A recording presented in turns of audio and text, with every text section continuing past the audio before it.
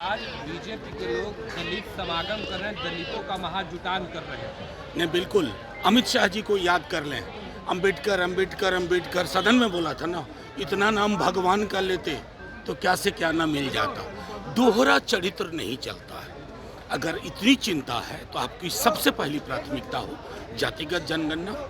और जो बिहार में जब तेजस्वी जी नीतीश जी के साथ थे तो जो आरक्षण को लेके हुआ था उसके पक्ष में खुल के आइए ना।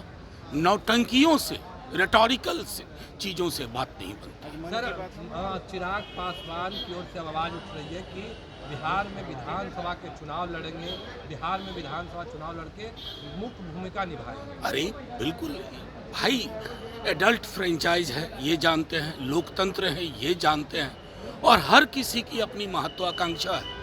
आइए तो बस उनसे उम्मीद यही होगी कि रामविलास पासवान जी की एक धारा थी, वो धारा कहाँ लुप्त हो गई। बलिदान को लेकर के मन की बात में आज प्रधानमंत्री ने कहा है कि लोगों के बीच में गुस्सा है और छोड़ा नहीं जाएगा। नहीं, बिल्कुल आक्रोश है, चिंता है लोगों के बीच में।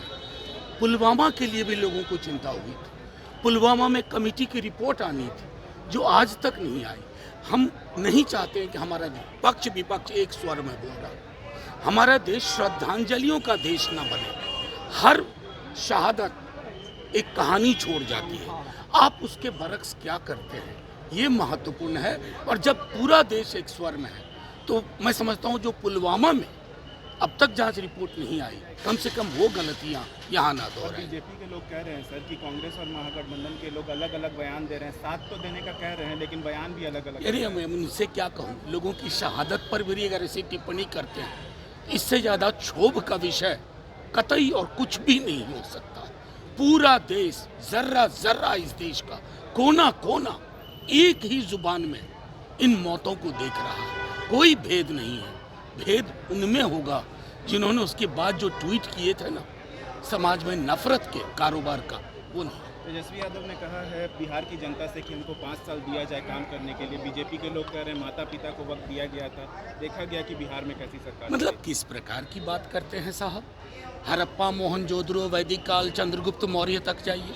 सीधी सी बात है कि एक लंबी लकीर उन्होंने खींची 17 महीने के अपने कार्यकाल में। वो पूरे देश में रोजगार और नौकरी पे बात होने लगी। प्रधानमंत्री जी तक को 200-400 का जो कहते हैं ना लेटर इशू करना पड़ता है, बांटते हैं। तो ये धारा कहाँ से आई? उस दौर से आई है। इस धारा पर बात करिए, बाकी सारी टिप्पणियाँ ओछी टिप्पणियाँ।